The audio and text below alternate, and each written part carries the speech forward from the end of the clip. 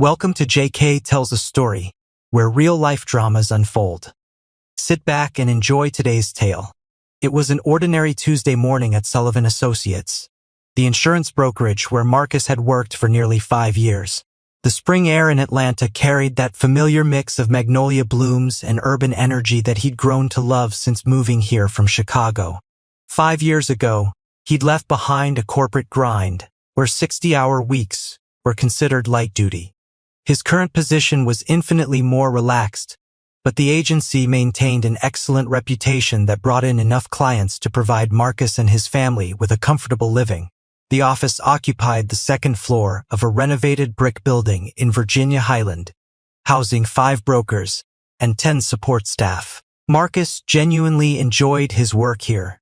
During his early years in insurance, he discovered he had a natural ability to connect with people. He particularly appreciated that he didn't need to rely on high-pressure sales tactics. People needed auto and home insurance, and as long as his company offered competitive rates, the coverage practically sold itself. It was the customer relationships that kept Marcus engaged. People appreciated his laid-back approach. He invested considerable time simply staying in touch with clients, ensuring his company met their evolving needs. Although Marcus spent most of his day on the phone, today's call was definitely unusual. Sullivan Associates. This is Marcus speaking. Mr. Sullivan, my name is Jennifer Walsh. I was wondering if we could meet sometime today. Marcus straightened up, always happy to meet a potential client. Absolutely. Would you like to come by the office this afternoon? Actually, I don't want to buy insurance, Mr. Sullivan. But I do have some information you should know about. You don't know me, but this is a personal matter. It is not about business, and I am not selling anything. Could you meet with me for just a few minutes? Marcus paused, his curiosity piqued. It struck him as strange, perhaps even risky, to meet with someone like this. But the call was intriguing, and over the years, his work had led him to make quite a few unusual acquaintances. This Jennifer sounded articulate and sincere, despite being secretive. I suppose I could do that. Where did you have in mind? There is a coffee shop called Highland Grounds on Virginia Avenue. Do you know it? Sure. I pass it every day on my way home. Would 3 o'clock work for you? I'll be wearing a green blouse. All right, Miss Walsh. I'll see you then. Marcus spent the rest of the afternoon trying to focus on client calls. But Jennifer's mysterious request kept creeping into his thoughts. What kind of personal information could a complete stranger possibly have for him? Highland Grounds was one of those neighborhood places that had survived the chain store invasion, a sanctuary where locals could actually sit and relax with friends in comfortable, overstuffed chairs. A few tables and chairs accommodated those who needed to work. When Marcus arrived at 3, the place was nearly empty except for 3 college students, hunched over laptops, completely absorbed in their studies. None of them looked up when he walked in. He paused near the entrance, scanning the room. Jennifer had been easy to spot a woman in her mid-40s sitting in the far corner, wearing the promised green blouse. Her auburn hair was pulled back in a neat ponytail, and she had the kind of composed appearance that suggested a professional background. Marcus walked over to her. Hello, I am Marcus Sullivan. He extended his hand. Jennifer Walsh, she replied, offering a slight smile but not quite meeting his eyes. Would you like some coffee before we talk? No thanks, I am fine. Marcus settled into the chair across from her, positioning himself so he could make a quick exit if needed. Years of dealing with people had taught him the value of easy escape routes. I have to say, I am curious about your phone call. It was pretty cryptic. How can I help you? Marcus could see that Jennifer was nervous. Her eyes searched his face for several seconds, as if she was trying to gauge his character without speaking. He offered a reassuring smile. I don't need anything from you, Mr. Sullivan, but I do have some information you should be aware of. She hesitated, then continued. We don't know each other. I don't think we've ever met, but our spouses both work for Meridian Construction. The conversation paused. Marcus felt an uneasy feeling settle in his stomach. Jennifer's expression showed deep concern, maybe even fear. and that look made him increasingly uncomfortable. They stared at each other for a moment, both trying to find their footing in this suddenly tense atmosphere. Jennifer started to speak, paused as if searching for the right words. Then her voice became more determined. "I'll get straight to the point, Mr. Sullivan. I have some bad news for you. I brought you here today to show you evidence from a private investigation firm I recently hired." She fell silent for a few seconds, giving Marcus time to process this information. His previous unease suddenly intensified into something approaching fear. What had been a curious conversation was now heading in directions he didn't want to explore. He looked intently into Jennifer's eyes as if trying to read her words before she spoke them. He couldn't see her words, but he could clearly see her sadness. "What kind of evidence?" Marcus asked. "Well, as I mentioned, I know your wife works for Meridian Construction. My husband Brian is the vice president of marketing for that company." She paused, took a deep breath. "I am sorry to be the one to tell you this, but your wife and my husband are having an affair." Suddenly the room seemed to shrink around Marcus. His eyes could still see, but there was nothing around him except a rushing sensation. His brain seemed to race at 1,000,000 miles an hour, while simultaneously fixating on a single thought: is Rachel cheating? For several moments, his eyes stared into space. Whatever visual information was entering his field of vision simply wasn't registering. After what felt like an eternity, Marcus's consciousness began working again. He raised his eyes to Jennifer's, searching her gaze for understanding, but he still saw only sadness. He wasn't sure he could hold a coherent conversation. When Jennifer had first read the private investigator's report, it had broken her heart. Now her heart was breaking again as she watched Marcus's confusion and pain. "What do you mean by an affair?" Marcus finally managed. "What were they doing? For how long?" "The private investigator I hired believes the affair has been going on for about a year. They got their information from a couple of Meridian employees who work with Brian and Rachel." Marcus realized that Jennifer had clearly done her homework. She knew his wife's name, their family situation, probably even where he worked. That fact made him feel vulnerable and exposed. Apparently they have lunch together at least once a week. It didn't take the investigator long to determine they were going to a hotel near the office. Jennifer reached into her purse and pulled out a manila envelope, sliding it across the table. "Here is everything. I don't have pictures of them together in compromising situations. But there are recordings, phone calls, text messages, and email evidence. My private investigator has been very thorough." "Oh my God," was all Marcus could manage. It was all too real and happening too fast. He stared at the envelope. The name Atlanta Private Investigations was prominently displayed on the front. He had an idea of what was inside but couldn't bring himself to take it. Jennifer noticed him looking at the envelope. "It is all in there," she said quietly. Marcus didn't know what to say. From Jennifer's demeanor, so serious, her sadness so obvious, he realized what she was telling him must be true. He couldn't believe his wife could cheat on him, and that she had been doing so for an extended period. "A whole year?" he said aloud, not really addressing Jennifer. "How could I not have noticed? There must have been signs." "I know what you mean. I didn't suspect Brian either. We've always been close. I was as shocked as you are, Mr. Sullivan. I only hired the investigator because someone from Meridian sent me an anonymous letter. Please call me Marcus. And may I call you Jennifer? We seem to have something unfortunate in common." "Of course, Marcus. I was planning to confront Brian immediately, but after thinking about it, I wanted you to know first. I think we should coordinate our approach." This statement somewhat shocked Marcus. "Coordinate? What do you have in mind?" "Well, I keep thinking about this cruise they're planning. If we confront them now, they'll just deny everything and be more careful. But if we let them think they've gotten away with it..." Jennifer's voice trailed off, but her eyes showed a calculating look that Marcus hadn't seen before. "Okay, sure, Marcus. I can wait a few days after all. I've known or suspected for weeks.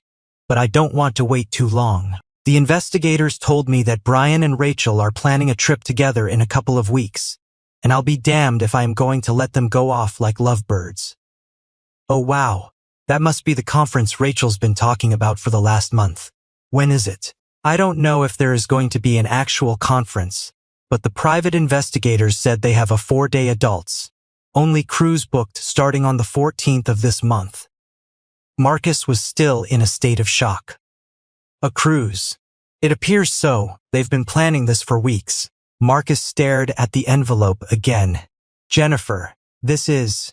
I thought Rachel and I had a good marriage. Sure, it wasn't perfect, but I never imagined. Marcus, I understand. Brian and I have been married for 26 years. I thought we were solid too. Jennifer's voice carried a mixture of anger and profound sadness. But apparently, we were both wrong about the people we married. They sat in uncomfortable silence for several minutes. The college students continued their studies, oblivious to the personal catastrophe unfolding in the corner of the coffee shop. What are you going to do? Marcus finally asked. Jennifer's expression hardened. I am going to divorce him. There is no way I can stay married to a man who cheats on me. I am angry, Marcus. I want to make him pay for this. I'd love to get back at both of them, but I can't figure out how. I guess I'll just confront him and file for divorce. He probably won't even care. He and Rachel will probably ride off into the sunset while you and I get left behind. She leaned forward slightly. If you have any ideas on how to make them pay for this, please let me know. Maybe we can work together on something. Marcus looked at her with a mixture of admiration and concern. Jennifer was clearly a strong woman who had been deeply hurt. I honestly don't know what I am going to do yet. It is all so confusing right now. I need time to process this. I understand, Marcus. I am sorry to bring you such devastating news today. Jennifer stood up from her chair. Here is my number. Call me if you need anything, or if you want to talk. I'll be in touch with you soon. After Jennifer left the cafe, Marcus sat alone for several more minutes watching the students work. What the hell am I supposed to do now, he thought. He stared at the envelope, knowing that looking inside was the last thing he wanted to do, but understanding it was a necessary step forward. He reached across the table and began pulling out the papers, chuckling humorlessly at the irony. Looks like I am doing homework just like everyone else here, he thought. But I have a feeling this homework is going to change my life. His thoughts turned to the children. It was going to shatter their world. That is when he fully realized that if what Jennifer had said was true, if this envelope proved Rachel was having an affair, divorce was inevitable. He simply couldn't stay with a cheating wife. Marcus left work early that day, telling his colleagues he had a family matter to handle. Rachel wasn't expecting him home until his usual time around 6. So he had a quiet house to process everything he had learned. He sat in his car in the driveway and read through the report with all its disturbing details. It took him almost 2 hours to go through everything. There was substantial evidence, recordings of conversations that had been transcribed, several photos of Brian and Rachel holding hands and kissing, pictures of them entering and leaving hotels together. All of this made Marcus physically ill. By the time he finished reading, everything was crystal clear. Rachel was not the loving, caring wife and mother he thought she was. She was selfish, dishonest, and had been deceiving him for over a year. Not only was she seeing Brian at least once a week, but they had been together on 2 business trips as well. Marcus felt like he knew her better than she knew herself, but in truth he realized he had no idea what kind of person she really was. 7 years earlier, Marcus and Rachel had met at their company's holiday party. She had seemed so genuine, standing with her friends while other men approached their group. When Marcus asked her to dance, she was genuinely surprised that he had chosen her. That night had led to their whirlwind romance, their marriage, and what Marcus had thought was their happy life together. But apparently, it had all been an illusion. Present day, Jennifer sat in the living room of the large house she shared with Brian in Buckhead, staring at the flames in their fireplace. After 26 years of marriage and 2 grown children, she had thought their relationship was solid, but the anonymous letter about Brian's affair had shattered that illusion. She had always been a hands-on mother, and when their children left home, she felt somewhat lost. Brian had become increasingly absorbed in his work, and their conversations had become limited to logistics. She had never suspected infidelity until she smelled unfamiliar perfume on his shirt, and received that anonymous note saying simply, "Ask Brian about Rachel." That is when she decided to hire investigators. The private detectives hadn't taken long to gather comprehensive evidence of the affair. Brian and Rachel had been careless, meeting regularly for lunch and spending time at a hotel near the Meridian construction offices. The investigators had documented everything with photos, recordings, and copies of text messages and emails. Looking at the flames in her fireplace, Jennifer felt a mixture of anger and profound sadness. 26 years of marriage, and this was how it would end. But she was also feeling something else, a desire for justice. Brian and Rachel had betrayed their spouses, their families, and their commitments. They deserved consequences for their actions. Meanwhile, across town in Virginia Highland, Marcus was still sitting in his car, having finished reading through the investigative report. The evidence was overwhelming and devastating. Photos of Rachel and Brian holding hands at restaurants, entering hotels together, text messages planning their meetings. It was all there in excruciating detail. Marcus felt a complex mixture of emotions: betrayal, anger, sadness, and underneath it all, a strange sense of relief that he finally understood why their marriage had felt different lately. Rachel had been distant, distracted, always on her phone. He had attributed it to work stress, but now he knew the truth. He looked at their house, the brick Tudor they had bought 3 years ago when his insurance business really took off. Rachel had loved the neighborhood, the tree-lined streets, the proximity to downtown. They had talked about growing old here, watching Emma and Tyler grow up in these rooms. Emma was 7 and Tyler was 5. They would be devastated by a divorce. Marcus felt his chest tighten thinking about explaining this to them, about the custody arrangements, about splitting their family in half. But he also knew he couldn't stay married to someone who had betrayed him so completely. The Rachel he thought he knew, the woman he had fallen in love with at that Christmas party 7 years ago, apparently didn't exist. This woman who could lie to his face while carrying on a year-long affair was a stranger to him. Marcus took a deep breath and walked into his house. Rachel was in the kitchen preparing dinner. Emma was working on homework at the kitchen table, and Tyler was playing with Legos in the adjacent family room. It looked like a perfect domestic scene, but now Marcus saw it differently. This was all built on lies. "Hi honey, you are early tonight," Rachel said, looking up from the stove with a smile. "Dinner will be ready in about 20 minutes. Marcus studied her face, looking for signs of guilt or deception. She looked the same as always, her light brown hair pulled back in a ponytail, her brown eyes bright and welcoming. But now he knew what she was capable of. "How was your day?" he asked, settling into a chair at the kitchen table next to Emma. "Oh, the usual meetings, spreadsheets, more meetings. Brian had us working on some new compliance reports for that government contract." She said Brian's name so casually without even a flicker of awareness. Marcus felt something cold settle in his stomach. She was so comfortable with the deception. "Dad, can you help me with this math problem?" Emma asked, sliding her homework over to him. "Of course, sweetheart." Marcus focused on his daughter's worksheet, grateful for the distraction. As he helped Emma work through a multiplication problem, he found himself wondering how much their world was about to change. After dinner, Marcus helped with baths and bedtime stories while Rachel cleaned up the kitchen. It was their normal routine, but everything felt surreal. How do you act normal when you've just discovered your spouse has been living a double life? When the children were finally asleep, Marcus and Rachel settled on the couch to watch television. Rachel curled up next to him, resting her head on his shoulder. A week ago, this would have felt comfortable and loving. Now it felt like a performance.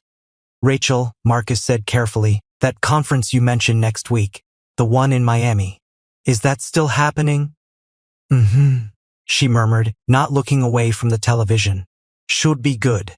Brian thinks the new accounting software training will really help with our efficiency." Another casual mention of Brian's name. Marcus wondered if she even realized she was doing it. "Will you be working closely with Brian on this?" he asked, trying to keep his voice neutral. "Probably. He is leading the session on integration protocols." Rachel sat up and looked at him. "Why, is something wrong?" Marcus looked into her eyes. those brown eyes he had fallen in love with, and saw what looked like genuine confusion. Either she was an exceptional actress, or she truly believed she was concealing her affair successfully.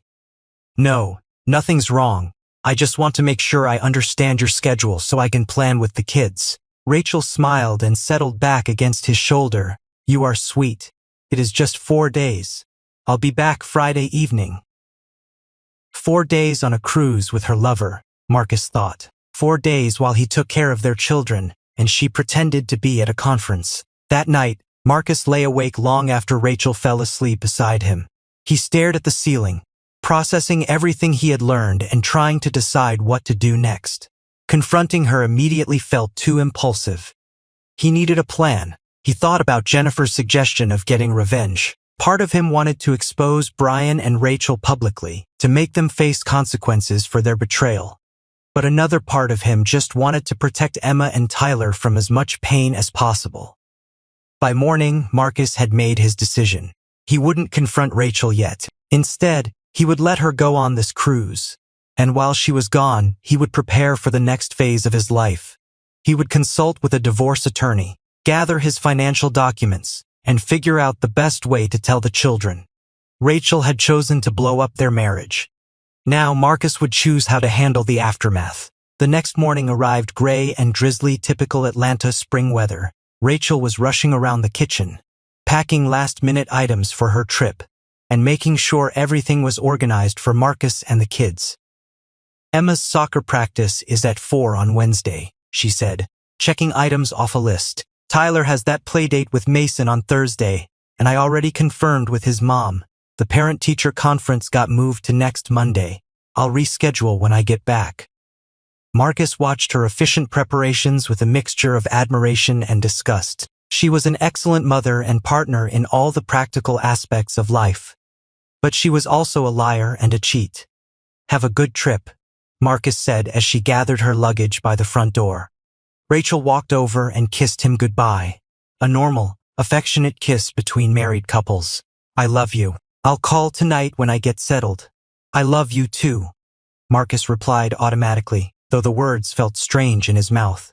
After Rachel left, Marcus dropped the children at school and drove to his office. But instead of focusing on insurance policies and client calls, he spent the morning researching divorce attorneys and thinking about his conversation with Jennifer. Around noon, his phone rang. "Marcus, it is Jennifer Walsh. Do you have a few minutes to talk?" "Sure, Jennifer. What is on your mind?" "I wanted to let you know. I confronted Brian last night. It didn't go well." Marcus felt his pulse quicken. "What happened?" "He denied everything at first, then got angry when I showed him some of the evidence. Finally, he admitted to the affair but tried to minimize it. Said it was just physical, that it didn't mean anything, that he never intended for it to go this far." "How did you respond?" Jennifer's laugh was bitter. "I told him that made it worse, not better. If he was going to risk our marriage, at least it should have been for something meaningful. But throwing away 26 years for what he calls just physical is even more insulting." Marcus found himself nodding. "What did he say to that?" "He tried to apologize, promised to end it, begged me to give him another chance. But Marcus, I just kept thinking about all the lies. All the times he looked me in the eye and lied. All the family dinners where he sat across from our children and pretended to be a devoted husband and father while he was betraying everything our family stands for. So what happens now? I am filing for divorce. I've already met with an attorney." Jennifer paused. "Marcus, there is something else I told Brian. I was going to inform you about the affair. He begged me not to, said it would destroy Rachel's family unnecessarily. Can you believe that? He is worried about protecting Rachel even after I've caught him." Marcus felt anger rising in his chest. That is incredible." "I know, but here is the thing, Marcus. They're still planning to go on that cruise. Brian thinks that because I found out, he can somehow manage both situations. Convince me to stay quiet while he continues the affair. He actually asked me to wait until after their trip to make any decisions about our marriage." "You are kidding." "I wish I were. So I was thinking, What if we don't let them have their romantic getaway quite the way they planned? Marcus felt something shift inside him. What do you have in mind? Can you meet me again this afternoon? I have an idea, but I want to discuss it in person. They arranged to meet at the same coffee shop at 3 o'clock. Marcus spent the rest of the day in a strange state of anticipation. He found himself thinking about justice, about consequences, about making Brian and Rachel face the reality of what they had done. When he arrived at Highland Grounds, Jennifer was already waiting in the same corner chair. She looked different today, more determined, less sad. I am glad you came, she said as Marcus sat down. I've been thinking about this all day, and I have a proposal. I am listening. They think they're so clever, sneaking around, lying to us, making fools of us while they live out their fantasy. Well, what if we turned the tables? What if we made them the fools? Jennifer leaned forward. Marcus, they're going on this adults-only cruise thinking they've successfully deceived us. What if we let them think that right up until the moment their little fantasy world comes crashing down? Jennifer smiled for the first time since Marcus had met her. How tech-savvy are you, Marcus? As Jennifer outlined her plan, Marcus felt a sense of satisfaction growing inside him. It was elegant in its simplicity and perfect in its justice. Brian and Rachel wanted to humiliate their spouses by carrying on a public affair. Well, they would discover exactly how public an affair could become. By the time they finished talking, Marcus and Jennifer had become partners in something larger than divorce proceedings. They had become agents of consequence, determined to ensure that betrayal came with a price. The plan was set. In 5 days, Brian and Rachel would board their cruise ship thinking they had successfully deceived their spouses. They had no idea they were sailing directly into the storm they had created. Marcus drove home that evening feeling more purposeful than he had in months. For too long, he had been the unknowing victim of Rachel's deception. But that was about to change. Soon, Rachel and Brian would discover that actions have consequences, and betrayal comes with a price they hadn't anticipated paying. As he turned into his driveway, Marcus looked at his house with new eyes. This wasn't just the home he was about to lose, it was the launching point for the rest of his life. And that new life would begin with justice. The next few days passed in a strange haze of normal routine, mixed with secret preparation. Marcus went to work, helped the children with homework, and maintained the appearance of normalcy while Jennifer coordinated with the private investigators. They confirmed the cruise departure date, established communication protocols, and refined their plan. Marcus found himself studying Rachel more carefully during those days, looking for signs of guilt or anticipation about her upcoming conference. But she seemed genuinely excited about what she claimed was a professional opportunity, chattering about the new accounting software training and how it would benefit her career. 5 days later, Marcus stood at his bedroom window watching Rachel load her suitcase into the trunk of her Honda Accord. She was dressed in a casual travel outfit, jeans, a light sweater, and comfortable shoes for what she claimed was a business conference. But Marcus knew she was packing for 4 days of romance with Brian Walsh on an adults-only cruise ship. The morning sun cast long shadows across their front yard, and Marcus found himself memorizing the scene. This was the last morning their family would exist in its current form. By the time Rachel returned from her conference, everything would have changed forever. "Daddy, why does Mommy have to go away?" Emma asked, appearing at his elbow in her princess pajamas. Marcus knelt down to her level. "It is just for work, sweetheart. Mommy will be back on Friday." "But I don't want her to go," Emma said, wrapping her small arms around his neck. Marcus hugged his daughter tightly, breathing in the scent of her strawberry shampoo. "I know, baby, I don't want her to go either." But even as he comforted Emma, Marcus felt a cold determination settling in his chest. Rachel had made her choice. Now she would live with the consequences. Downstairs, Rachel was doing her final check of the kitchen. She had prepared detailed notes about the children's schedules, emergency contacts, and meal preferences. Her organization would have been touching if Marcus didn't know she was using these domestic preparations to cover for her betrayal. "Marcus, honey, can you come down here for a minute?" Rachel called. He found her by the front door, looking beautiful and excited.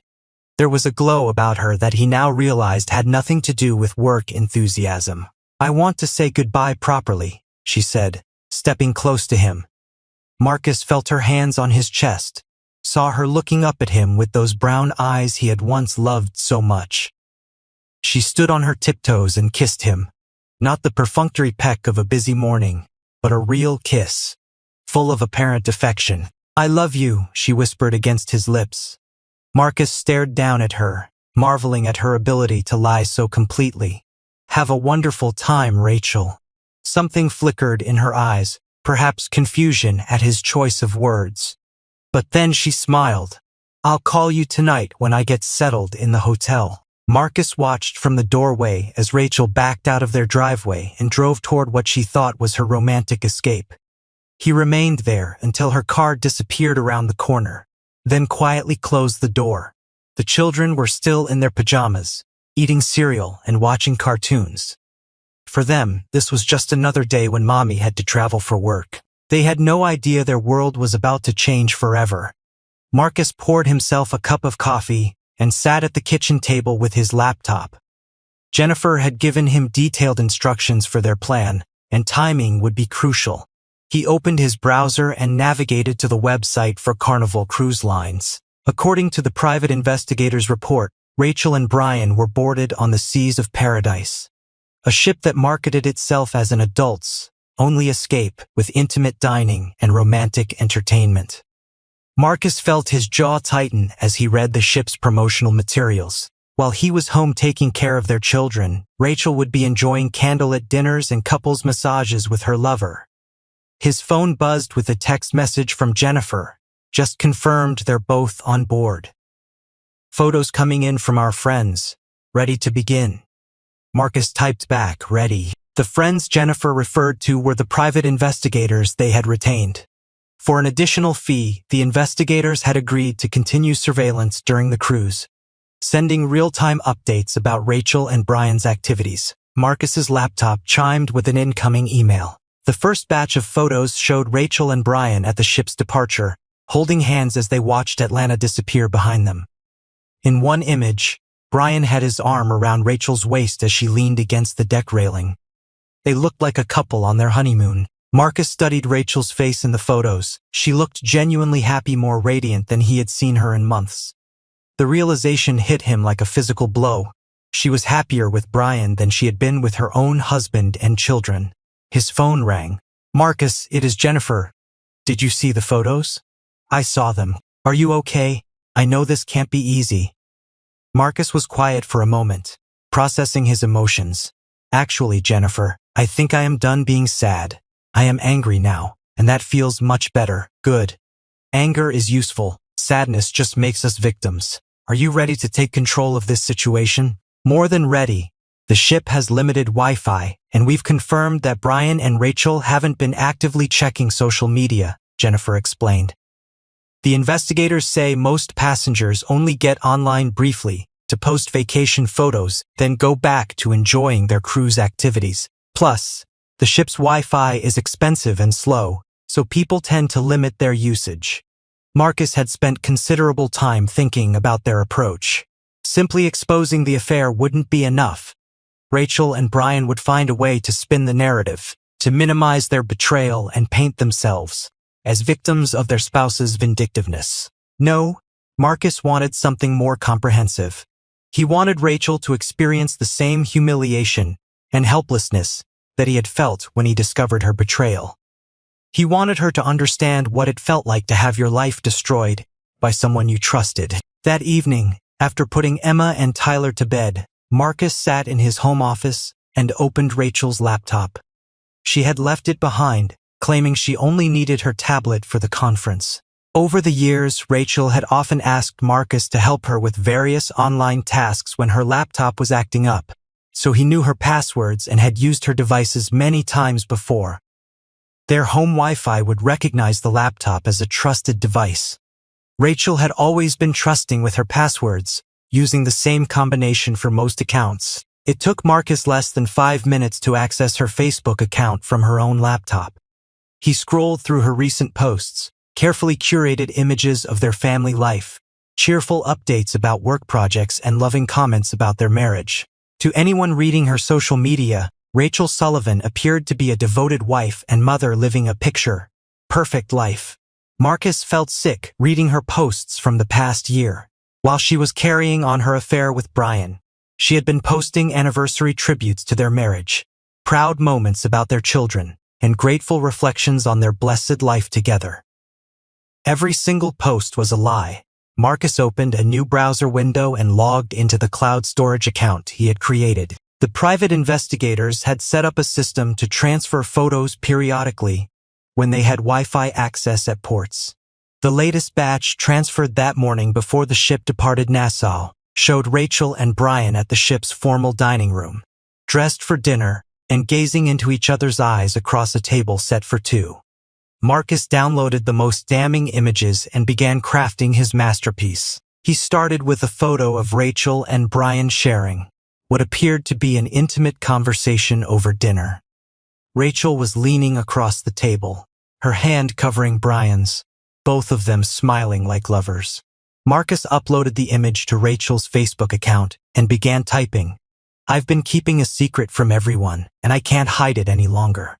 I know this will shock my friends and family, but I need to be honest about my life. This wonderful man is Brian Walsh, and I've been in love with him for over a year. I know it is complicated because we're both married to other people, but sometimes the heart wants what it wants." Marcus paused, considering his next words carefully. He wanted the post to sound like Rachel's voice, her tendency toward oversharing, her dramatic flair for emotional revelations. "I've tried to fight these feelings, but Brian and I have such a deep connection that I've never experienced before. We're currently on a romantic cruise together, and I've never been happier. I know some people will judge us, but I believe in following your heart, even when it is difficult. Marcus is a good man and father, but Brian and I have something special that I can't deny anymore." Marcus added a few more photos from the cruise, Rachel and Brian holding hands on the deck, sharing drinks by the pool, embracing as they watched the sunset. He made sure to tag Brian in each image and include location data showing they were on the cruise ship. Before publishing the post, Marcus added one final paragraph. "I know this news will be hard for some people to accept, but I hope my friends and family will support my happiness. Life is too short to live a lie. I am finally ready to be authentic about who I am and what I want." More photos and updates to come. Live your truth. Follow your heart. New beginnings. Marcus stared at the screen for several minutes, his finger hovering over the share button. Once he posted this, there would be no going back. Rachel's reputation, her relationships with friends and family, her standing in their community, all of it would be destroyed in a matter of hours. But then he remembered the photos of her laughing with Brian, the year of lies she had told him, the way she had kissed him goodbye that morning while planning to spend 4 days with her lover. Marcus clicked share. Within minutes, the post began generating responses. Rachel's friends and family members started commenting with shock, confusion, and outrage. Marcus watched the comments pour in with a mixture of satisfaction and sadness. "Rachel, what the hell is this? Her sister Carla, this can't be real. Please tell me someone hacked your account. Her college roommate. I can't believe you would do this to Marcus and the children. Their neighbor, this is so unlike you, Rachel. What is going on?" Her coworker Marcus's phone began ringing almost immediately. He let every call go to voicemail, knowing that word of Rachel's confession was spreading through their social circle like wildfire. By morning, everyone they knew would believe that Rachel had voluntarily publicized her affair and abandoned her family for another man. But Marcus wasn't finished. Jennifer had provided him with additional ammunition, copies of text messages between Rachel and Brian, planning their cruise and discussing their feelings for each other. Marcus compiled the most damning excerpts into another Facebook post. "I know some people are asking for proof about Brian and my relationship, so I want to share some of our private conversations. I think they show how deeply we care about each other." He included screenshots of text messages. "Brian, I can't wait to have you all to myself for 4 days. No more sneaking around, no more pretending. Rachel, I know. Sometimes, I wish we could just run away together and forget about everything else. Brian, Marcus is lucky to have had you for so long, but he doesn't appreciate what he has. I would never take you for granted. Rachel, you make me feel alive in a way I haven't felt in years. I love my children, but I need more than just being a wife and mother. Marcus added a caption. Brian understands me in a way that Marcus never has. These conversations show why I had to follow my heart, even though it means hurting people I care about. But I can't live a lie anymore. As Marcus published the second post, his landline began ringing. The caller ID showed his mother-in-law's number. He let it ring. Over the next hour, Marcus received dozens of calls, text messages, and voicemails from friends, family members, and neighbors. He ignored them all, let them believe Rachel had lost her mind, and decided to publicly humiliate her husband and children. By the time she returned from her cruise and tried to explain what had really happened, the damage would be irreversible. Marcus poured himself a glass of wine and sat back to watch the digital destruction unfold. Rachel's Facebook post had been shared dozens of times, and the comments were becoming increasingly harsh. Her professional contacts from Meridian Construction were beginning to weigh in, expressing shock and disappointment. Even Brian's colleagues were commenting, having been tagged in the photos. Around midnight, Marcus's phone rang with a call from Jennifer. How are you holding up? She asked. Better than I expected. How are you? I am watching the Facebook drama from here. My God, Marcus. This is even more effective than we planned. Brian's family is calling me, asking if I've seen what Rachel posted. His mother is beside herself. Marcus felt a moment of uncertainty. Do you think we're going too far? Jennifer was quiet for a moment. Marcus, let me ask you something. If someone had shown you photos of Rachel and Brian together 6 months ago, would you have wanted to know the truth? Of course. And if someone had told you they were planning to go on a romantic cruise while lying to you about a business conference, would you have wanted to stop it? Absolutely. Then we're not going too far. We're just making sure everyone knows the truth about what they're doing. They chose to have this affair. They chose to lie to their families. They chose to go on this cruise. All we're doing is making their choices public. Marcus nodded, though Jennifer couldn't see him. You are right. They made this bed. Exactly. And tomorrow we're going to give them some more bedding to lie in. The next morning brought a fresh wave of chaos. Rachel's Facebook posts had been shared across multiple social media platforms, and local gossip websites had picked up the story. Atlanta insurance agent's wife publicizes affair on social media, read one headline. Meridian Construction executive caught in public affair scandal, read another. Marcus dropped Emma and Tyler at school, fielding sympathetic looks from other parents who had clearly seen the Facebook posts. He offered no explanations, simply smiled politely, and went about his normal routine. At work, his colleagues treated him with the careful kindness reserved for victims of public humiliation. Marcus appreciated their concern, but felt oddly detached from their sympathy. He wasn't a victim anymore. He was an agent of justice.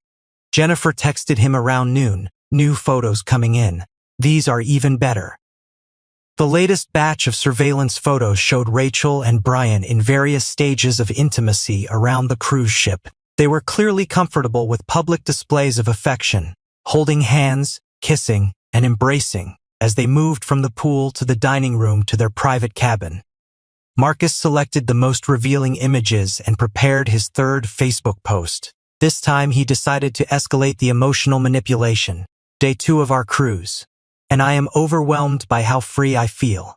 Brian and I spent the whole day together, and I keep thinking about how different my life could be. Sometimes I wonder if I settled too quickly with Marcus.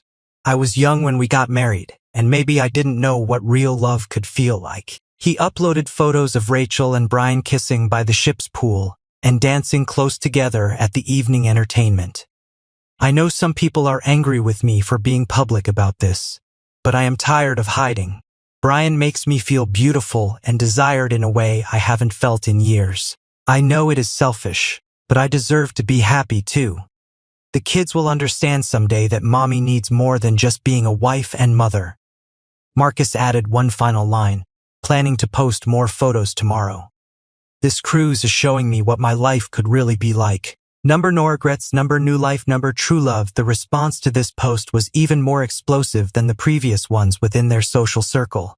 Rachel's mother called Marcus's office directly, sobbing about how she couldn't understand what had happened to her daughter. Neighbors began gathering in small groups on their street, clearly discussing a local scandal. Most concerning to Marcus was the response from Meridian Construction. According to Jennifer, several of Rachel and Brian's colleagues had seen the posts through mutual social media connections, and word was spreading quickly through the company. Brian might not only lose his marriage, he might lose his job as well. That evening, Marcus received an unexpected visitor. Rachel's sister Carla knocked on his door around 8 o'clock, holding a bottle of wine and wearing an expression of profound sympathy. "Marcus, I am so sorry," she said as he let her in. "I've been trying to reach Rachel all day, but her phone goes straight to voicemail. I can't understand what has gotten into her." Marcus accepted Carla's hug and her wine, playing the role of the devastated husband perfectly. "I don't understand it either, Carla. She seemed fine when she left for her conference. I had no idea she was feeling this way about our marriage." "A conference?" Carla laughed bitterly. "Marcus, she is on a cruise ship with another man, posting pictures of them together on Facebook." "What kind of conference is that?" "I guess it wasn't a conference after all," Marcus said quietly. Carla spent an hour expressing her outrage at her sister's behavior and her sympathy for Marcus's situation. She offered to watch the children if he needed time to process everything, assured him that Rachel's entire family was appalled by her conduct, and promised to support him through whatever came next. After Carla left, Marcus felt a moment of genuine sadness. Rachel's family was truly baffled and hurt by what they believed was her voluntary public confession. They couldn't understand how the Rachel they knew, the devoted mother and loyal wife, could have transformed into someone who would abandon her family and broadcast her infidelity on social media. But Marcus reminded himself that Rachel had made these choices. She had chosen to have the affair, chosen to lie to everyone who loved her, and chosen to go on this cruise, while pretending it was a business trip. All Marcus had done was make her choices visible to the people she had been deceiving. But the most damaging revelation came from their dining and deck activities.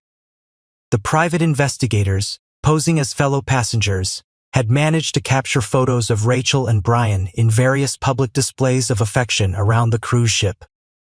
The photos showed them clearly comfortable with public intimacy, holding hands, embracing, and acting like a couple, completely unaware they were being watched. Marcus selected the most revealing images of their public behavior and prepared his third Facebook post. "I can't help myself. I have to share this beautiful moment with Brian from last night. I know some people will think this is too private to post, but I've spent so many years hiding my true feelings that I want to celebrate this connection. This is what real passion looks like. This is what it feels like to be truly desired." He continued, "I keep thinking about what I'll tell Emma and Tyler when I get home. How do I explain that mommy found someone who loves her better than daddy ever did? I know it will be hard for them, but children are resilient. Maybe this will teach them to never settle for less than true love." The photos and accompanying text broke the internet. Within hours, they had been shared thousands of times across multiple platforms. Local news websites picked up the story, and Marcus began receiving calls from reporters asking for comment on his wife's very public affair. Rachel's professional reputation was completely destroyed. Meridian Construction released a statement distancing themselves from the situation and announcing that both Rachel and Brian had been placed on administrative leave pending investigation. Their clients were asking to be transferred to different account managers, and the company's executive team was reportedly furious about the public relations nightmare. But the most heartbreaking responses came from Emma and Tyler's school. Other parents had seen the posts, and word was spreading among the children. Marcus realized he would need to have a serious conversation with his kids before they heard about their mother's behavior from classmates. That evening, Marcus sat down with Emma and Tyler in their living room. He had rehearsed this conversation dozens of times. But now, looking at their innocent faces, he struggled to find the words. "Kids, I need to talk to you about Mommy's trip. Is Mommy coming home tomorrow?" Emma asked hopefully. "Yes, sweetheart, Mommy is coming home. But when she gets here, things might be different." Tyler, who was playing with his toy trucks on the floor, looked up with confusion. "Different how?" Marcus took a deep breath. "Mommy has made some choices that have hurt our family. She has been spending time with someone who isn't Daddy, and that is not okay when you are married." Emma's eyes filled with tears. "Is Mommy in trouble? It is complicated, baby. But I want you both to know that no matter what happens, Daddy loves you very much, and Mommy loves you too. Sometimes grown-ups make mistakes, and those mistakes can change how families work." "Are you and Mommy getting divorced?" Emma asked, her voice barely a whisper. Marcus felt his heart break. "I don't know yet, sweetheart. But if that happens, it doesn't mean either of us loves you any less. You and Tyler are the most important thing in the world to both of us." Tyler abandoned his trucks and climbed onto Marcus's lap. "I don't want things to be different." "I know, buddy. I don't want that either." Marcus held both of his children close, feeling the full weight of what Rachel's choices had cost them. These innocent kids were about to become casualties in an adult war they had never asked for. Meanwhile, thousands of miles away in the Caribbean, Rachel was blissfully unaware that her life had been completely destroyed. She and Brian were enjoying their final day on the cruise, making plans for their future together, and discussing how they would handle revealing their relationship to their families when they returned. They had no idea that the conversation had already happened for them, courtesy of their voluntary Facebook confessions. They didn't know that their families, friends, and colleagues had spent 3 days processing the news of their affair and making decisions about how to respond. Rachel thought she would return to Atlanta and figure out how to gradually transition from her marriage to her relationship with Brian. She imagined careful conversations with Marcus about their relationship, thoughtful discussions about custody arrangements, and a civilized divorce process that would allow her to maintain her reputation and relationships. She had no idea she would be returning to a life that no longer existed. On Thursday morning, the cruise ship began its journey back to Miami. According to their itinerary, Rachel and Brian would dock Friday morning and catch afternoon flights back to Atlanta. They planned to return to work on Monday as if nothing had happened, resuming their careful deception while they figured out how to publicly transition from their marriages to each other. Marcus spent Thursday preparing for Rachel's return. He had consulted with a divorce attorney who had advised him to document everything and avoid any actions that could be construed as vindictive or manipulative. Of course, the attorney had no idea that Marcus had already spent 3 days systematically destroying his wife's reputation through carefully crafted social media posts. Marcus also spent time preparing Emma and Tyler for the changes that were coming. He arranged for his mother to visit the following week to provide extra support for the children, and he began researching child therapists who specialized in helping kids cope with divorce. That evening, Jennifer called with an update. "Marcus, I've been watching the news coverage of this story. It is bigger than we expected. Rachel's social media confession has become a case study in how not to handle an extramarital affair. There are think pieces being written about it, relationship experts are commenting on it, and it is trending on multiple platforms." Marcus felt a moment of concern. "Maybe we should have thought about this more carefully." "No," Jennifer said firmly. "Rachel chose to have this affair. She chose to lie to you for a year. She chose to go on this cruise while pretending it was a business conference. All we did was accelerate the timeline for everyone finding out the truth. I know you are right. It is just seeing it play out like this, seeing how it is affecting the kids. The kids are going to be affected no matter what, Marcus. At least this way, everyone knows exactly who made the choices that broke up your family. There is no ambiguity about who is responsible." Jennifer was right, but Marcus still felt the weight of what they had unleashed. Rachel would return home to find her life in ruins, her reputation destroyed, her relationships shattered, and her children confused and hurt. He had set out to make her face consequences for her betrayal, and he had succeeded beyond his wildest expectations. Friday morning arrived gray and rainy, matching Marcus's mood. According to the flight information he had found in Rachel's email, she would land at Hartsfield-Jackson around 4 in the afternoon. Marcus arranged for his mother to pick up the children from school and keep them for the evening, knowing that Rachel's homecoming would not be pleasant. Around noon, Marcus's phone rang with a call from an unknown number. "Hello." "Marcus." "Oh, thank God." It was Rachel's voice, but she sounded panicked and breathless. "Marcus, something terrible has happened. I just got back to Miami and got full internet access, and there are things posted on my Facebook account that I never wrote. I've been trying to understand what is happening, but I have hundreds of messages and missed calls. Please tell me you know I didn't post those things." Marcus had been preparing for this call, but hearing the genuine terror in Rachel's voice made his stomach lurch. "Rachel, where are you? I am on the ship, but we're docking in Miami in a few hours." "Marcus, please tell me you know these Facebook posts aren't real. Please tell me you didn't believe them." Marcus was quiet for a moment, considering his response. "Rachel, the posts show you on a cruise ship with Brian Walsh. Are you telling me that is not real either?" The silence on Rachel's end stretched for several seconds. "Marcus, how do you know about Brian?" "The same way everyone else knows about Brian. Your very detailed Facebook posts about your affair." "I never posted anything about Brian." "Marcus, I swear to God someone has hacked my account and posted fake things. Please, you have to believe me." Marcus felt a strange mixture of satisfaction and pity. Rachel was finally experiencing the helplessness and confusion he had felt when he discovered her betrayal. "Rachel, I've seen the photos and evidence. You are clearly on a cruise ship with another man. Whether you posted them yourself or someone else did, the evidence speaks for itself." "Evidence?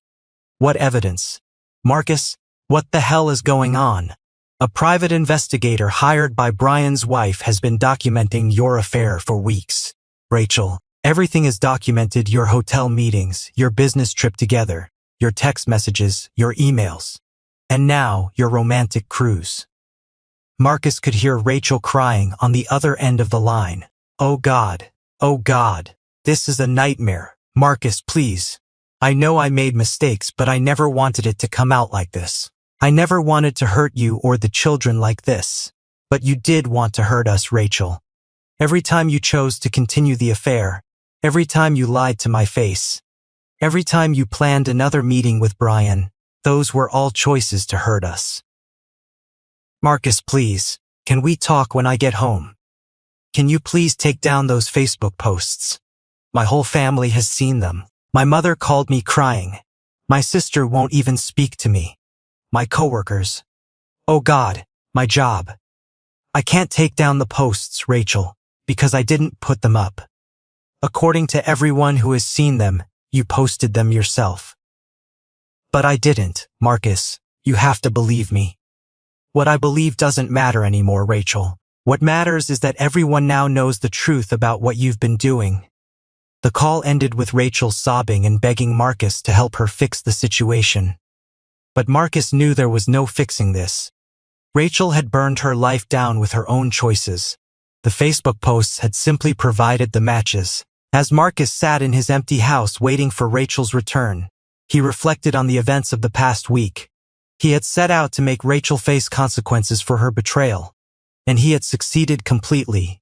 Her reputation was destroyed, her relationships were shattered, her career was in jeopardy, and her children were confused and hurt. But Marcus realized that revenge, even perfectly executed revenge, couldn't heal the wound Rachel had created in their family.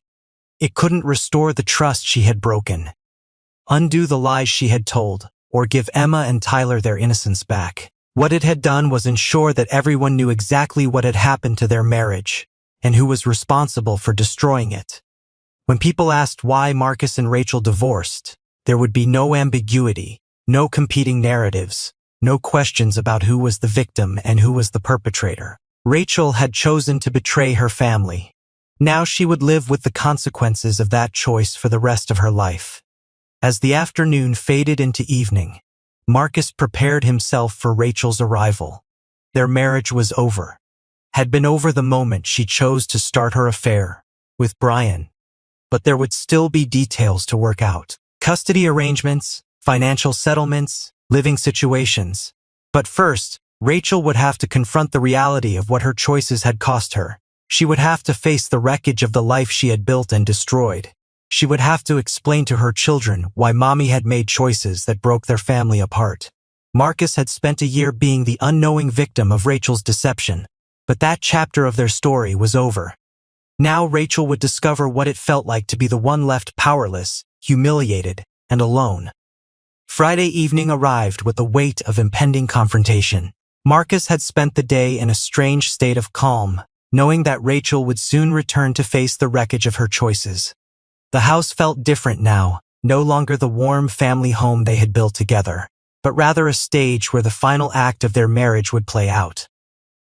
Around 6 o'clock, Marcus heard the familiar sound of Rachel's Honda Accord pulling into their driveway. He stood at the living room window, watching as she sat in her car for several minutes before finally emerging. Even from a distance, he could see the change in her posture. The confident woman who had left for her romantic getaway had been replaced by someone who moved with the hesitant steps of the defeated. Rachel walked slowly toward the front door, her luggage trailing behind her. She had clearly been crying during her flight home. Her face was puffy and her eyes red-rimmed. When she reached the door, she seemed to steel herself before turning her key in the lock. "Marcus," she called softly as she entered. "Are you here?" "I am in the living room," he replied. Rachel appeared in the doorway, and Marcus was struck by how small she looked. The vibrant, glowing woman from the cruise photos had vanished, replaced by someone who appeared fragile and broken. "Where are the children?" she asked, her voice barely above a whisper. "At my mother's house. I thought it would be better if we talked privately first." Rachel nodded and set down her purse with shaking hands. "Marcus, we need to talk about those Facebook posts. I swear to God, I never wrote those things. Someone hacked my account and Rachel, stop." Marcus's voice was calm but firm. "We both know you didn't post those things yourself. But we also both know that everything in those posts was true." Rachel's composure cracked completely. She sank onto the edge of the sofa, her face in her hands. "Oh God, Marcus, I am so sorry. I know you'll never believe me, but I never meant for it to happen like this." "How did you mean for it to happen, Rachel? What was your plan?" She looked up at him with desperate eyes. "I don't know. I wasn't thinking clearly. Brian and we never planned for it to go this far. It just happened, and then we couldn't figure out how to stop it." Marcus felt a familiar surge of anger. Even now, in the face of complete destruction, Rachel was still trying to minimize her choices. "You couldn't figure out how to stop having an affair. It is actually quite simple, Rachel. You just stop. I know how it sounds, but you don't understand what it was like. Brian made me feel." She trailed off, perhaps realizing that describing her feelings for her lover wasn't the wisest approach. "What, Rachel? Brian made you feel what?" "Alive," she whispered. "He made me feel alive in a way I hadn't felt in years." The honesty of her answer hit Marcus like a physical blow. It confirmed what he had suspected, but hoped wasn't true, that Rachel hadn't just made a mistake or succumbed to momentary temptation. She had actively chosen a relationship that fulfilled her in ways their marriage apparently couldn't. "So our marriage made you feel dead?" Marcus asked. "No, that is not what I meant. I love you, Marcus. I love our life, our children, our home. But with Brian I felt special, desired, like I was more than just a wife and mother." Marcus stared at his wife, his soon-to-be ex-wife, and felt a strange mixture of pity and disgust. "Rachel, do you understand what you've destroyed? Not just our marriage, but everything. Your relationship with your family, your career, your reputation in this community." Rachel's shoulders shook with fresh sobs. "I've been getting calls and texts all day. My mother won't speak to me. Carla hung up on me. My boss called to tell me not to come in on Monday while they assess the situation. The school called asking if Emma and Tyler are okay because parents have been asking questions. She looked up at Marcus with pleading eyes. Please, you have to help me fix this. You have to tell people that I didn't write those posts. You have to help me explain that it wasn't supposed to happen like this. Marcus sat down in the chair across from her, maintaining physical distance between them. Rachel, I can't fix this for you. And even if I could, I wouldn't. You made choices that led to this situation. Now you have to live with the consequences. But the children, Marcus, think about Emma and Tyler. They're going to grow up hearing about this. Their friends will know their mother was. She couldn't bring herself to say the word. A cheater, Marcus finished for her. Yes, Rachel, they will, because that is what you are. The harshness of his words seemed to shock her. Marcus, please, I know I made mistakes, but we can fix this. We can go to counseling. I'll never see Brian again. I'll do whatever it takes to make this right. Marcus studied her face, looking for any sign of genuine understanding about what she had done. Rachel, you had a year-long affair. You lied to me every single day for a year. You went on business trips with your lover. You planned a romantic cruise while telling me it was a conference. You sat at our dinner table, helped our children with their homework, made love to me, all while carrying on a relationship with another man. Do you really think counseling can fix that? People get through affairs, Marcus. I know it will take time, but we can rebuild our marriage if we both commit to. No, Marcus interrupted. We can't, because I will never be able to trust you again. Every time you are 5 minutes late, every time you get a text message, every time you have to work late or travel for business, I'll wonder if you are with someone else. That is no way to live. Rachel was crying freely now, mascara running down her cheeks. So that is it. You are just going to throw away 10 years of marriage because I made a mistake. You made hundreds of mistakes, Rachel. Every lie you told me was a choice. Every time you met Brian for lunch was a choice. Every hotel room was a choice. Every text message, every email, every moment of that cruise, all choices. You didn't make one mistake. You made a year's worth of deliberate decisions to betray our family. The truth of his words seemed to penetrate Rachel's defenses. She sat in silence for several minutes, perhaps finally grasping the magnitude of what she had done. She asked quietly, "Now you need to find somewhere else to live while we work out the divorce details. I've already spoken with an attorney, and I'll be filing papers next week." Marcus, please, can't we at least try? No, Rachel, it is over. The only thing left to discuss is custody arrangements and how we're going to explain this to Emma and Tyler. Rachel looked around their living room, as if seeing it for the last time. This is my home too, Marcus. You can't just kick me out. Actually, I can ask you to leave. My attorney has advised me that given the circumstances, the documented adultery, the public nature of the situation, and the need to provide stability for the children during this transition, it would be appropriate for us to establish separate residences while we work out permanent arrangements. And if I refuse? Marcus met her eyes steadily. Then we'll let the courts decide on custody arrangements. The evidence of your affair is extensive, Rachel. A judge will want to know why you chose to go on a romantic cruise while leaving your children behind. The court will consider what is in the best interests of Emma and Tyler. The implied threat was clear. Rachel could leave voluntarily and maintain some dignity, or she could fight and risk losing access to her children altogether. How long do I have? She asked. I've been generous. You can stay through the weekend to pack your things and say goodbye to the children. I want you gone by Monday morning. Rachel's face crumpled. Where am I supposed to go? I honestly don't know, Rachel. Maybe Brian can help you figure that out, since he is the one you chose over your family. The cruelty of the comment hit its mark, and Rachel flinched as if she'd been slapped. Brian won't even talk to me. His wife served him with divorce papers at the airport. His company put him on administrative leave. He blames me for everything falling apart. Marcus felt a moment of satisfaction. So when things got difficult, Brian abandoned you. How romantic. It is not like that. He needs time to figure things out.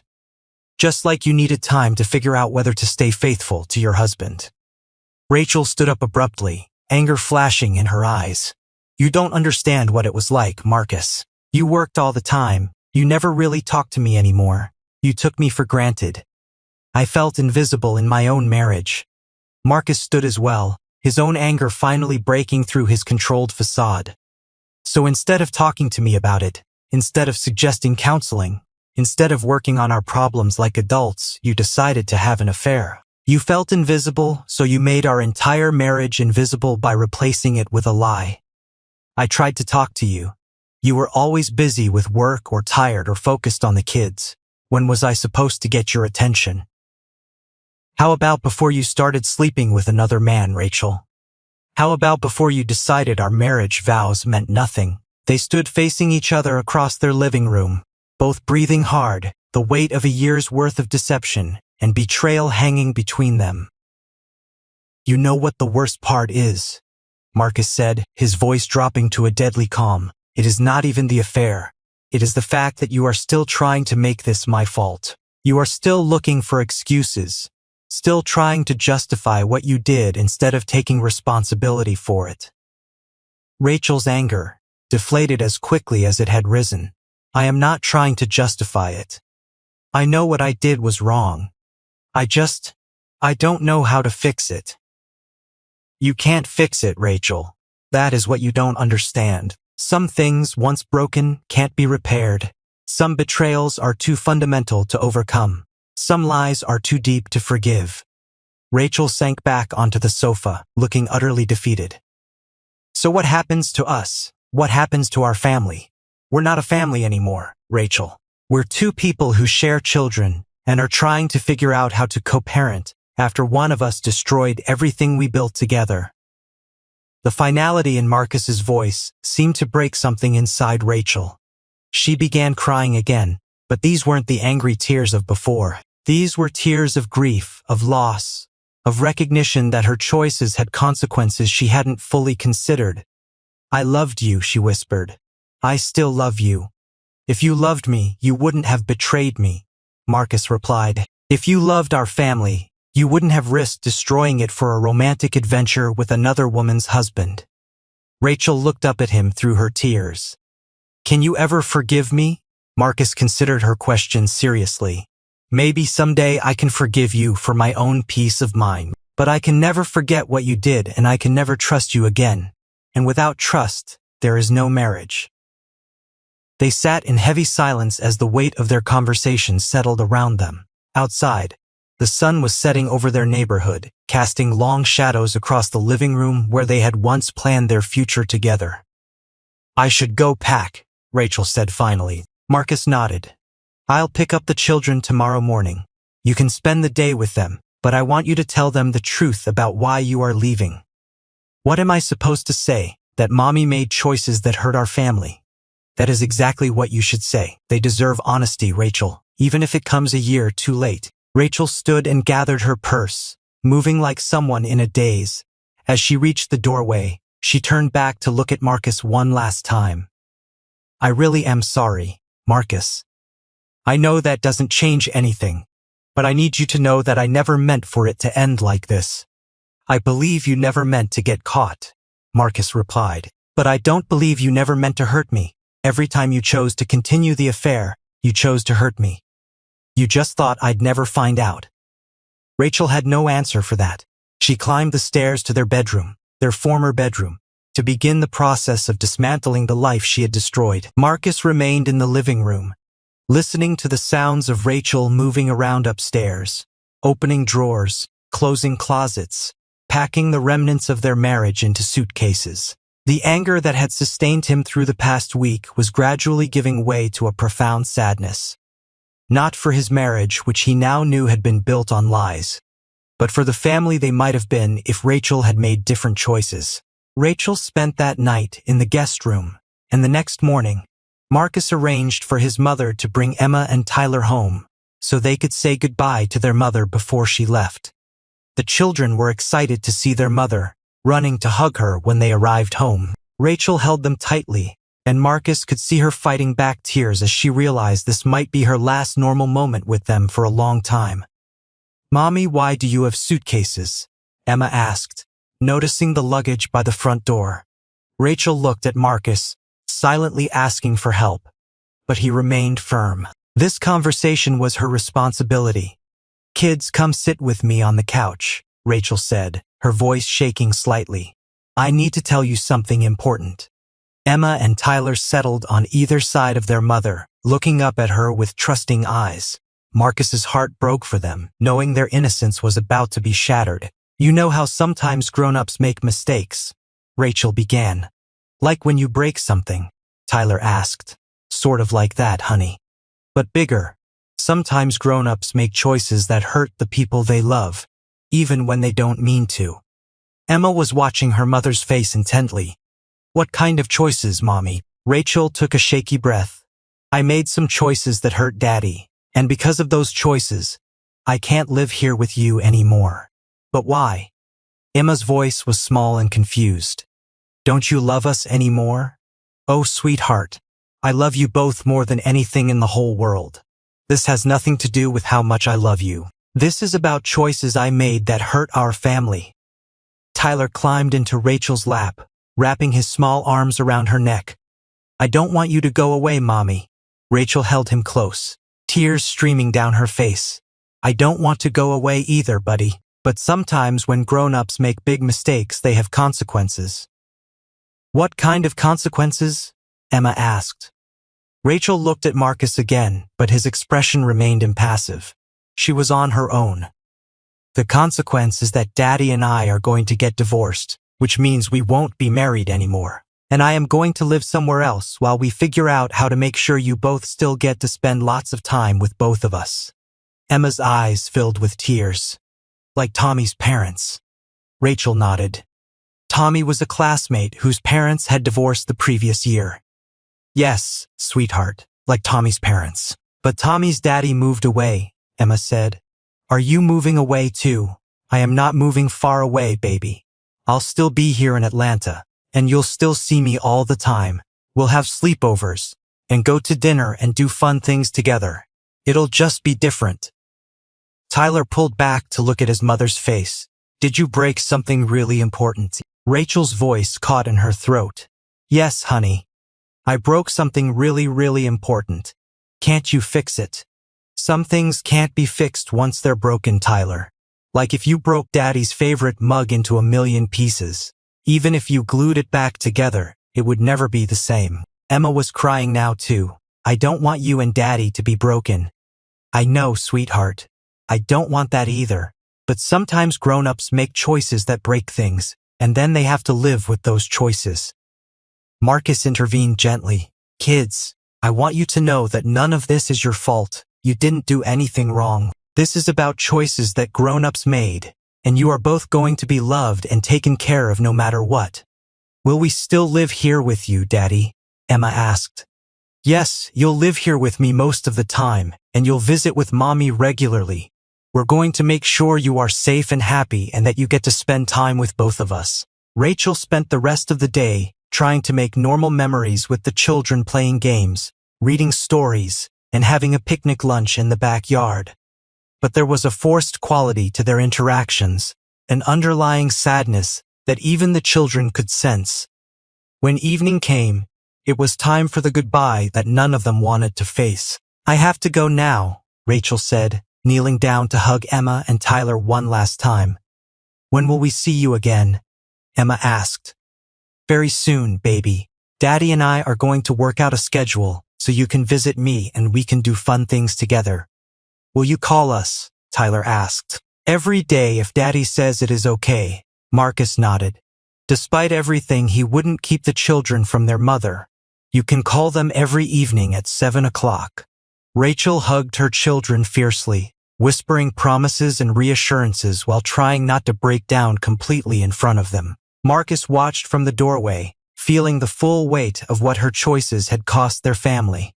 Finally, Rachel gathered her suitcases and walked toward the front door. Emma and Tyler clung to Marcus, watching their mother leave with confusion and sadness.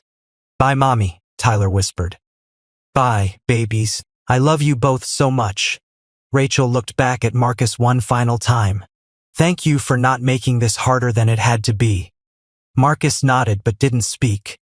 There was nothing left to say. After Rachel left, Marcus spent the evening comforting his children and trying to establish a new normal for their family. He ordered pizza for dinner, let them stay up late, and assured them repeatedly that they were loved and safe. Over the following weeks, Marcus and Rachel worked out a custody arrangement that allowed her to see the children every other weekend and one evening per week.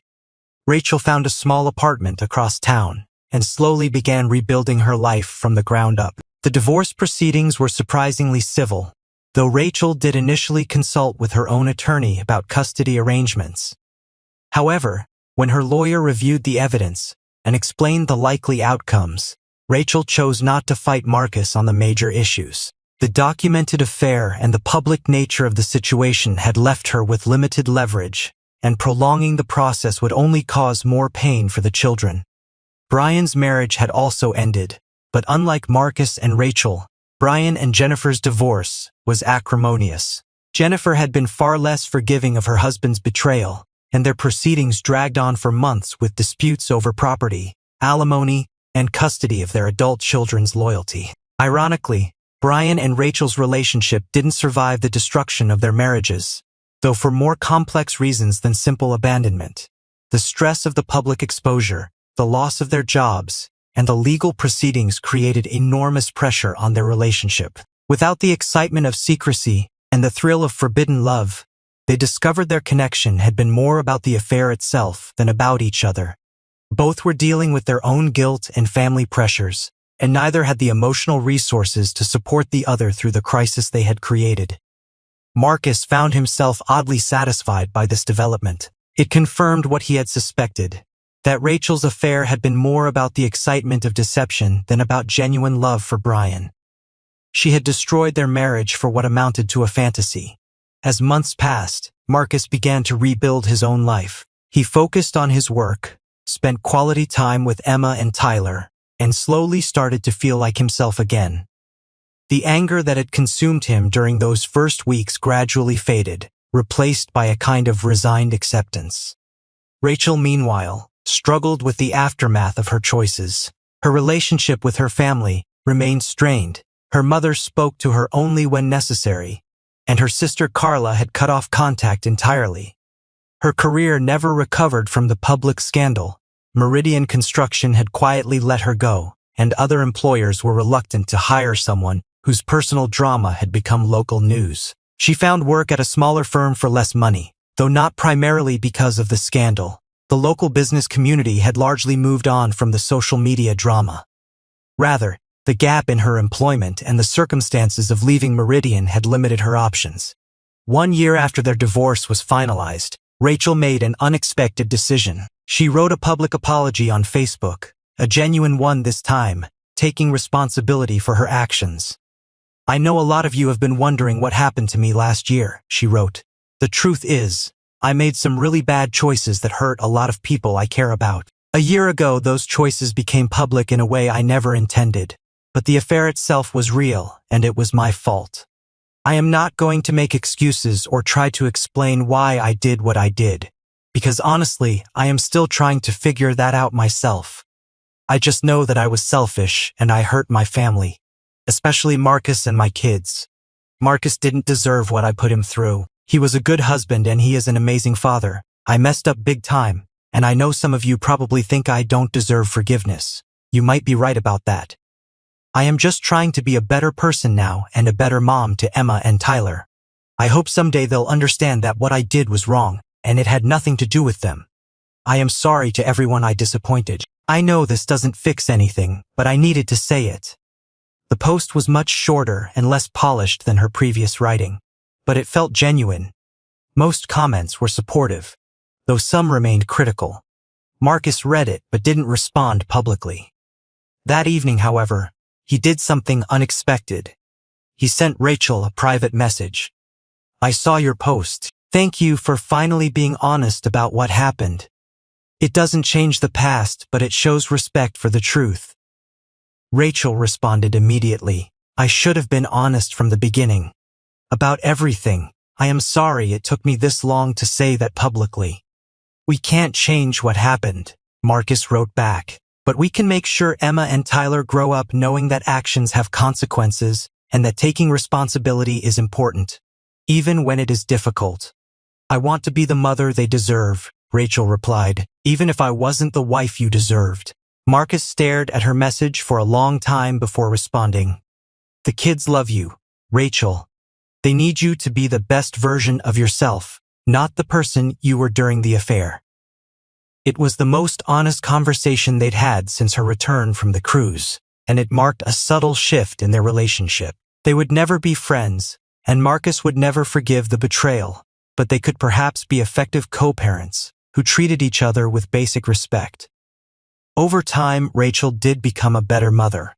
She was more present during her time with the children, more honest about her mistakes, and more committed to earning back their trust. She started therapy, joined a support group for people rebuilding their lives after infidelity, and slowly began to understand the depth of damage her choices had caused. Marcus also grew from the experience. He learned that revenge, while satisfying in the moment, didn't heal the wounds of betrayal. What helped was time, therapy, and the gradual rebuilding of a life based on his own values, rather than reaction to Rachel's choices. The children adapted as children do, finding ways to love both parents while accepting that their family would never be the same. They spent weekdays with Marcus and weekends with Rachel, and slowly developed a new normal that, while different from what they'd known, still provided them with love and stability. 2 years after the divorce, Marcus began dating again.